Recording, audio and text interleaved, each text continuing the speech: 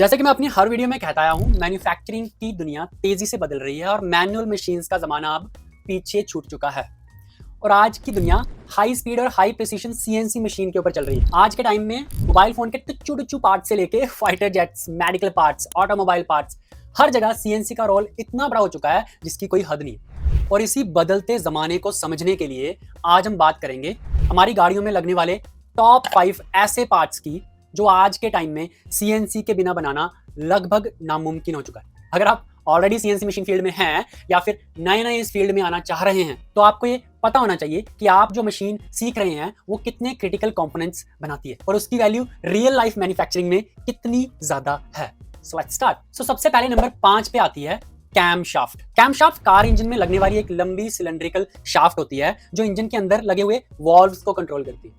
जब इंजन चलता है तो ये शाफ्ट घूमती है और उस पर बने हुए कैम लोब्स पुश करके वॉल्व को ओपन और क्लोज करते हैं, और वो भी एकदम परफेक्ट टाइमिंग के साथ। अगर ये टाइमिंग जरा भी आगे पीछे हो गई तो इंजन का ब्लास्ट प्रोसेस जो होता है वो बिगड़ जाता है, जिसे हम कंबस्शन प्रोसेस भी कहते हैं, जिसकी वजह से पिकअप, माइलेज, स्मूथनेस सब कुछ खराब हो जाता है। अब कैम शाफ्ट को सीएनसी पर बनाना जरूरी क्यों है? देखो, कैम शाफ्ट का हर कैम लोब एक फिक्स एंगल, फिक्स हाइट और विड्थ के हिसाब से बनता है। अगर एक भी लोब थोड़ा सा भी गलत बना तो इंजन का वॉल्व गलत टाइम पर खुलेगा, जिसका सीधा असर परफॉर्मेंस पे पड़ेगा। CNC machines tight tolerance maintain करने में एक्सपर्ट होती हैं और हर बार सेम रिजल्ट रिपीट करती हैं। तो जानते हैं कि कैम शाफ्ट को बनने के लिए उस पर कौन से ऑपरेशंस होते हैं और उनके लिए कौन सी सीएनसी मशीन्स यूज होती है। सबसे पहले रॉ सिलेंडर रोड को सही साइज में लाने के लिए रफ टर्निंग की जाती है और इसके लिए सीएनसी टर्निंग मशीन यूज होती है। इसके बाद जो कैम पर कैम लोब्स होते हैं उनकी स्पेशल शेप बनाने के लिए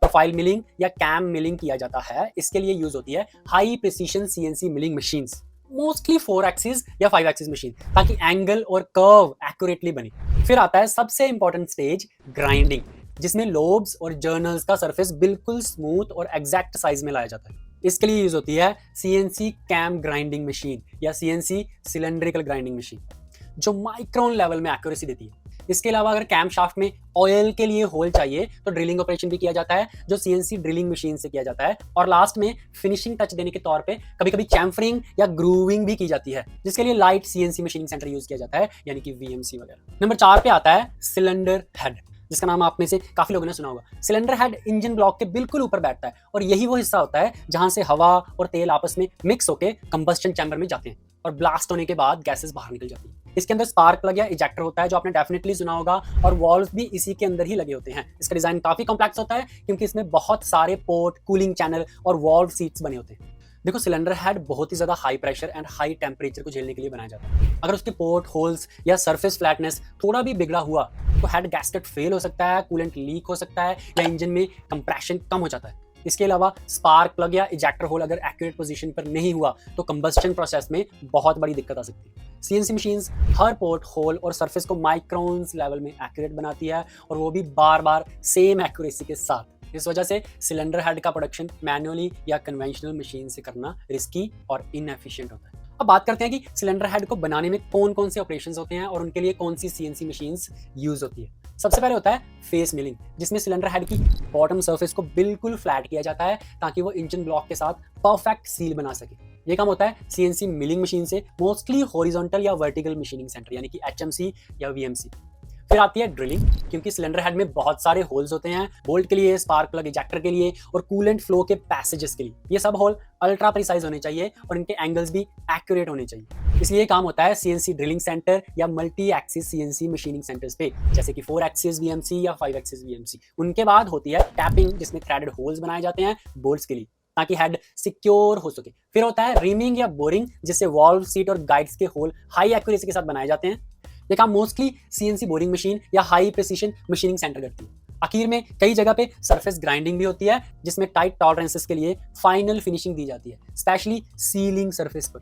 तो सिंपल शब्दों में कहें, सिलेंडर हेड इंजन का वो पार्ट है जो पावर बनाता है, हीट झेलता है और प्रेशर को कंटेन करता है। और ऐसे पार्ट को बनाना सिर्फ सीएनसी मशीन के बस की बात है, क्योंकि यहाँ छोटी सी गलती भी बड़ा पंगा कर सकती है। नंबर 3 पे आता है गियर बॉक्स। अब गियर बॉक्स हाउसिंग बेसिकली एक बड़ा और हैवी पार्ट होता है जो गियर वाले ढांचे के अंदर के सारे gear, shaft, bearing, oil passages को एक बॉक्स में सेफ रखता है। यानी कि गियर की सारी स्ट्रक्चर को बाहर से सेफ करता है। इसे आप गियर बॉक्स का बाहर का ढांचा भी मान सकते हो। इसका काम होता है गियर्स को सही अलाइनमेंट में रखना, उन्हें डस्ट और डैमेज से बचाना और इंटरनल मैकेनिज्म को ल्यूब्रिकेशन प्रोवाइड करना। ये पार्ट इंजन और ट्रांसमिशन सिस्टम के बीच का बहुत इंपॉर्टेंट पार्ट होता है।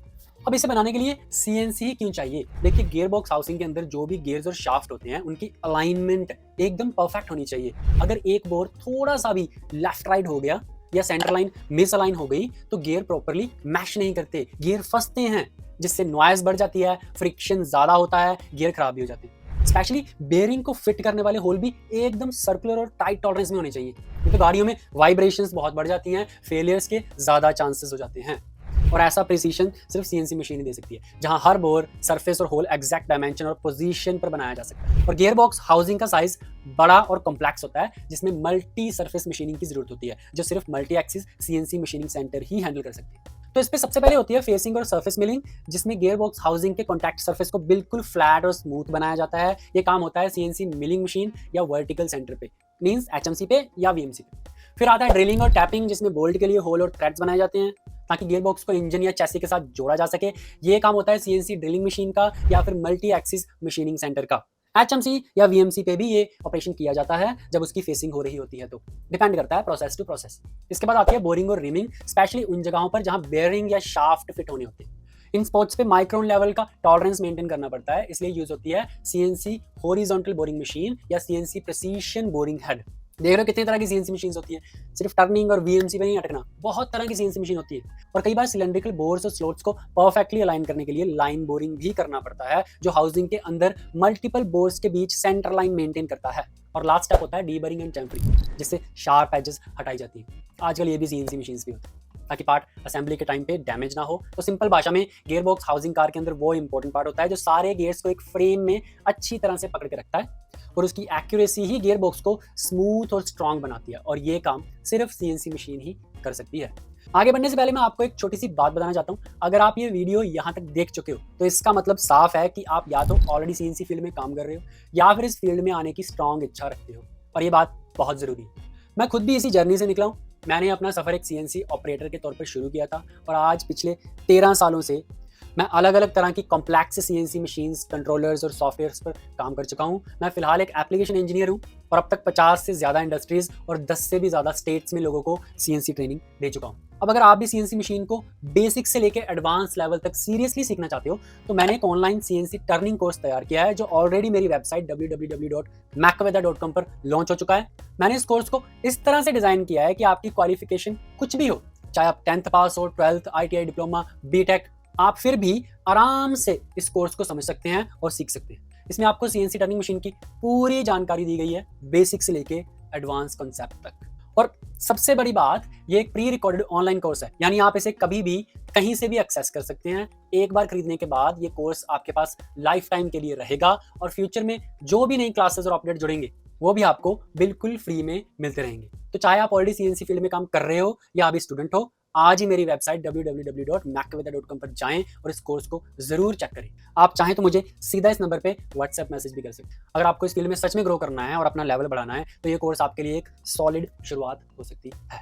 तो टॉपिक पे वापस आते हैं। तो नंबर 2 पे आता है सबसे खतरनाक part, crank shaft.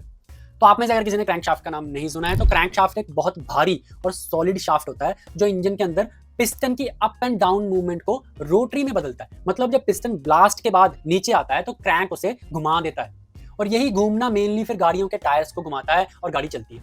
Crank shaft के ऊपर जर्नल्स और क्रैंक पिन्स होते हैं जिनके थ्रू पिस्टन और कनेक्टिंग रोड जुड़े होते हैं। इसका डिजाइन काफी ट्विस्टेड और कॉम्प्लेक्स होता है, क्योंकि इस शाफ्ट को हर सिलेंडर के पिस्टन्स को अलग अलग एंगल और टाइमिंग पर मैनेज करना पड़ता है। सीएनसी मशीन इस मशीन करने के लिए क्यों जरूरी है? क्योंकि क्रैंक शाफ्ट बहुत हाई लोड और हाई स्पीड पर काम करता है, और पिस्टन का हर एक धक्का बेचारा क्रैंक शाफ्ट ही झेलता है। तो अगर एक भी जर्नल या क्रैंक पिन साइज में एक्यूरेट नहीं हुआ तो वाइब्रेशन, इम्बैलेंस एंड वियर यानी कि क्रैंक शाफ्ट की टूट फूट बड़ी जल्दी शुरू हो जाएगी और गाड़ी आपकी 2 महीने भी नहीं चलेगी।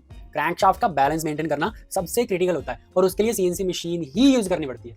सबसे पहले रो फोर्जिंग या कास्टिंग को शेप में लाने के लिए रफ टर्निंग की जाती है, और ये काम सीएनसी लेथ मशीन पर होता है, खास करके बड़ी बड़ी हैवी ड्यूटी टर्निंग मशीन पे होता है। फिर क्रैंक पिन और मेन जर्नल्स को बिल्कुल एक्यूरेट डायमेंशन में लाने के लिए और परफेक्ट राउंडनेस देने के लिए यूज होती है सीएनसी सिलेंड्रिकल ग्राइंडिंग मशीन।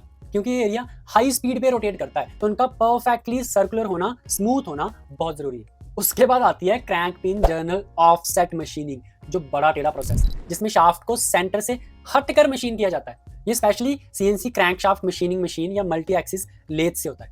इसके अलावा ऑयल पैसेजेस के लिए ड्रिलिंग की जाती है जो इंटरसेक्टिंग एंगल पर होती है, और कभी कभी डीप होल ड्रिलिंग भी करनी पड़ती है। और जब सब कुछ हो जाता है तो फाइनल में फिनिशिंग के लिए होता है पॉलिशिंग या सुपर फिनिशिंग, जिसके लिए भी सीएनसी मशीन ही यूज होती है। सो सिंपल वर्ड्स में क्रैंकशाफ्ट एक पावर हाउस कंपोनेंट है जो इंजन की जान है बेसिकली, और उसके परफॉर्मेंस का पूरा फ्यूचर डिपेंड करता है उसकी मशीनिंग एक्यूरेसी पर, जो सिर्फ सीएनसी मशीन्स ही गारंटी दे सकती है। और नंबर 1 पे आता है सबका किंग, इंजन ब्लॉक।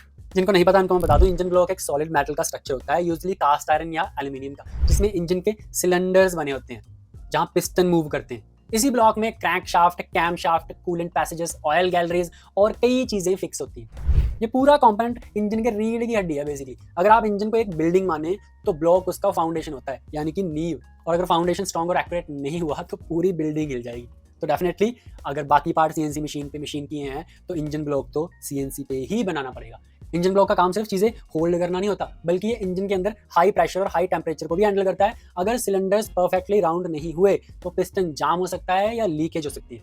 अगर सरफेस फ्लैट नहीं हुआ तो हेड गैस्केट लीकेज कर सकती है। अगर ऑयल पैसेजेस एक्यूरेट जगह पर नहीं हुए तो ल्यूब्रिकेशन फेल हो जाएगा। इसलिए इसको बनाने के लिए सीएनसी मशीन्स का यूज होता है। Plus CNC machine complex programs के थ्रू मल्टी फेसेस एक ही सेटअप में मशीन कर सकती है, जिससे एक्यूरेसी भी बनी रहती है और प्रोडक्टिविटी भी बढ़ती है। तो सबसे पहले इस पे होती है फेसिंग और सरफेस मिलिंग। ये काम होता है सीएनसी हॉरिजॉन्टल मशीनिंग या डबल कॉलम मशीनिंग पे। फिर आता है सिलेंडर बोरिंग, जिसमें सिलेंडर्स को एग्जैक्ट साइज और राउंडनेस में मशीन किया जाता है। तो ये काम होता है सीएनसी बोरिंग मशीन या specially design cylinder boring CNC से। उसके बाद ड्रिलिंग और टैपिंग होती है multi axis CNC drilling centre से। और अब जब सब कुछ मशीन हो जाता है तो आखिर में होता है होनिंग ऑपरेशन, जो एक सुपर फिनिशिंग प्रोसेस है, जिसमें सिलेंडर के अंदर के सरफेस को परफेक्ट स्मूथनेस और क्रॉस हैच पैटर्न दिया जाता है। ये काम किया जाता है स्पेशल सीएनसी होनिंग मशीन से, यानी कि होनिंग मशीन भी सीएनसी मशीन होती है। तो सीधी सी बात है, इसे सिर्फ स्किल्ड सीएनसी मशीनिंग से ही बनाया जा सकता है।